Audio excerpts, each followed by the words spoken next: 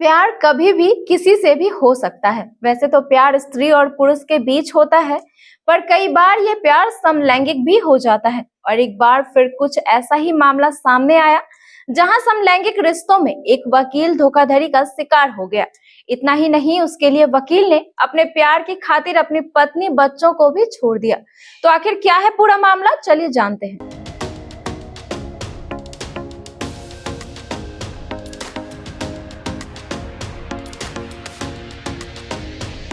शादीशुदा जिंदगी में नोकझोंक के चलते रिश्तों में दरार आना आम बात है, लेकिन अब धोखाधड़ी का एक नया मामला सामने आया है। जी हाँ, छत्तीसगढ़ में समलैंगिक रिश्तों में एक वकील धोखाधड़ी का शिकार हो गया।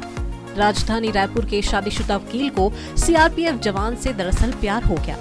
उसके लिए वकील ने अपनी पत्नी, बच्चों तक को छोड़ दिया।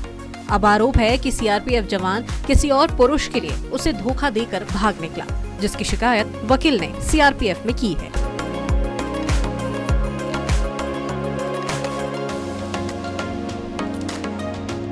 वहीं अब इस पूरे मामले में वकील ने बताया है कि करीब 3 साल पहले 7 अप्रैल 2020 को उसकी मुलाकात एक सोशल नेटवर्क ऐप पर सीआरपीएफ जवान से हुई थी। इसके बाद दोनों पहली बार महासमुंद में मिले। इसके बाद दोनों लगातार मिलने लगे और इनके बीच प्यार हो गया। इतना ही नहीं, जवान भी शादीशुदा है। दोनों ही 2-2 बच्चों के पिता भी हैं। आरोप है कि जवान ने सारी जिंदगी साथ रहने का वादा किया और इसके बाद 19 नवंबर 2021 को बागबहरा के चंडी मंदिर में दोनों ने गंधर्व विवाह भी कर लिया। वकील ने बताया कि शादी के बाद दोनों सुंदरनगर में पति पत्नी की तरह रहने भी लगे थे।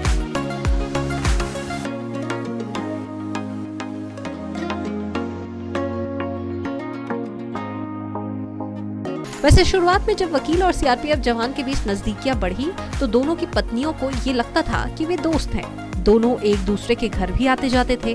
वकील ने बताया कि एक दिन दोनों की पत्नियों को उनके रिश्ते के बारे में पता चल गया। जवान की पत्नी ने सीआरपीएफ कैंप जाकर हंगामा किया और अलग हो गई। बाकी एडवोकेट ने बताया कि उसने अपनी पत्नी को किसी तरह समझाया और अलग रहने के लिए राजी कर लिया। वकील का कहना है कि अब वो अकेले रहते हैं। जवान के कहने पर ही उन्होंने अपनी पत्नी को जानकारी दी थी, लेकिन अब उसने ही धोखा देकर किसी और से रिश्ता बना लिया।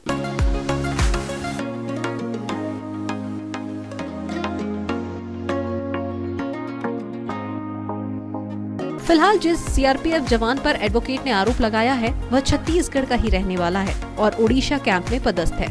वकील ने कैंप कमांडेंट के पास जाकर उसकी शिकायत भी की और सारी जानकारी दी। अधिकारियों को वकील लिखित में शिकायत भी भेज चुके हैं। अब उसे कार्रवाई का इंतजार है, क्योंकि अब इस पर सही से कार्रवाई नहीं हो पाई है। अब देखना होगा कि कब तक इस पर एक्शन लिया जाता है और क्या इन्हें न्याय मिल पाता है या फिर नहीं। Bureau report, KBC news.